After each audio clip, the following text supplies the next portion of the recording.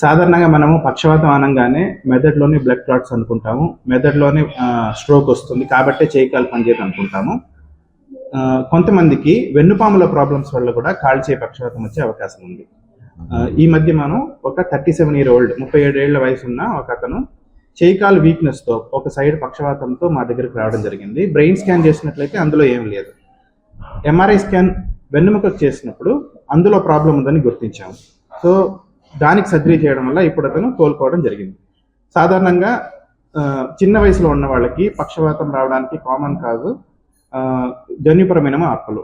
ఇప్పుడు for example వెన్నెముకలో కనుక cranio vertebral junction అంటారు. పుట్టుకతోనే కొన్ని ప్రాబ్లమ్స్ ఉన్నప్పుడు క్రమేపీ వాళ్ళకి కాలు చేయి వీక్నెస్ రావడం, చేతులు కాళ్ళు పట్టుకుని పోవడం, నడుస్తూ పడిపోవడం, ఒంటికి వెళ్ళేటప్పుడు పాస్ కంట్రోల్ లేకుండా వెళ్ళడం, లెట్రిన్ గట్టిగా పోవడం, మలబద్ధకం ఎక్కువ రావడం, ఇవన్నీ స్టార్టింగ్లో గమనిస్తారు.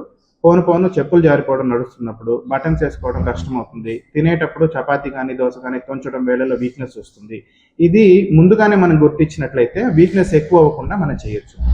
లేట్ అయ్యే కొద్దీ ఏమవుతుందంటే వెన్నెముకలో నరాలు చాలా సున్నితమైనవి కాబట్టి వీక్నెస్ రోజు రోజుకు పెరుగుతూ ఉంటుంది. కొంతమంది అయితే మనకు నడవలేని పరిస్థితిలో వస్తుంటారు.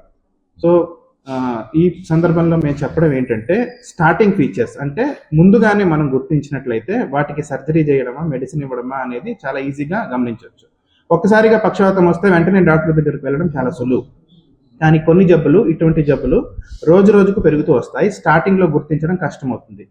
ఎటువంటి సంకేతాలు అంటే తొందరగా డాక్టర్ దగ్గరికి వెళ్ళాలంటే ముందులాగా మనం ఫ్రీగా నడవలేకపోవడం, ముందులాగా మనం పనులు చేసుకోలేకుండా వీక్నెస్ అయిపోవడం, నీరసంగా ఉండడం, సాయంత్రం 4-5 లోపలే కాలు చేయి పట్టుకుపోయినట్టు ఉండడం, పొద్దున్న లేయగానే టైట్నెస్ ఉండడం, యూరిన్ వెళ్తుంటే మాటిమాటికి వెడాల్సి రావడం, ఇవన్నీ చాలా స్టార్టింగ్ స్టేజెస్లో వచ్చే సిమ్టమ్స్. ఈ సిమ్టమ్స్ ఉన్నప్పుడే గుర్తించినట్లయితే రోగం ముదరకుండానే మనం వైద్యం చేయడానికి వీలవుతుంది. మంచి టైంకి అండ్ పేషెంట్ ఇప్పుడు బాగా రికవర్ అయ్యి పవర్ అంతా బాగా వచ్చిన దానికి డెఫినెట్గా మా చైర్మన్ గారు పెట్టిన ముఖ్య ఉద్దేశం లైక్ లో సోషియో ఎకనామిక్ కూడా మనం high quality of medical treatment ఇవ్వాలన్న దానికి ఈరోజు this is one of the best example. మీ అందరికి తెలుసు డాక్టర్ వెంకట్ గారు department of neuro surgery 2 years back ఇక్కడ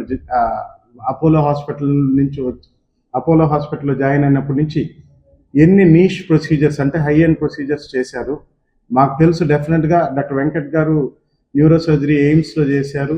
తర్వాత 7 years Shri Venkateswara institute of medical సైన్స్లో అసోసియేట్ ప్రొఫెసర్గా వర్క్ చేస్తున్నాము. ఆల్మోస్ట్ 3-4 times మేము పోయి అప్రోచ్ అయినాక 2 years బ్యాక్ మన నెల్లూరులో జాయిన్ అవ్వడం, 2 years నుంచి హై ఎండ్ ప్రొసీజర్స్ లైక్ చేయడం, నెల్లూరు ప్రజలకి మంచి ట్రీట్మెంట్ ఇవ్వడం, నిజంగా అపోలో మేనేజ్మెంట్ తరఫున we are very happy. Unit head Apollo specialty hospitals. Apollo specialty హాస్పిటల్స్కి ఈరోజు ఒక చాలా గర్వకారణమైన రోజుగా భావిస్తున్నాము. ఎందుకంటే ఇట్లాంటి అరుదైన సర్జరీస్ ఏదైతే ఉన్నాయో Tier 1 cities అంటే లైక్ బెంగళూరు, మెడ్రాస్, ముంబై, కల్కట్టా ఇట్లాంటి ప్లేసెస్లో చేస్తారు. కానీ మన Tier 2 city లైక్ నెల్లూరులో కూడా మన ప్రజలందరికీ ఇటువంటి సర్జరీ అనేది మన హాస్పిటల్లో చేయడం చాలా సంతోషకరంగా ఉంది. ఇది ఈ 37 సంవత్సరాల పేషెంట్కి ఇది ఒక పునర్జన్మ అని కూడా అనుకోవచ్చు. సో ఆయన నీట్గా మా దగ్గర వచ్చి ఆయన ప్రాబ్లమ్స్ అన్ని చెప్పినప్పుడు మన వాళ్ళు డెసిషన్ తీసుకొని సర్జరీ చేసి నీట్గా ఆయన డిశ్చార్జ్ చేసి ఈరోజు మళ్ళీ ఫాలోఅప్కి వచ్చారు అంటే చాలా సంతోషకరంగా ఉంది.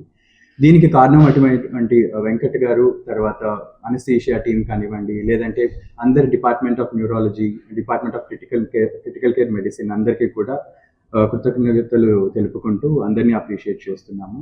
ఇటువంటి సర్జరీస్ ఇంకా చాలా మా హాస్పిటల్లో చేయాలని, దానికి సంబంధపట్టినటువంటి ఎక్విప్మెంట్స్ కానివ్వండి, ఫెసిలిటీస్ కానివ్వండి, సర్వీసెస్ కానివ్వండి, మేనేజ్మెంట్ తరపు నుంచి మేము వాళ్ళకి ఎటువంటి సపోర్ట్ కావాలన్నా అందించడానికి సిద్ధంగా ఉన్నాం.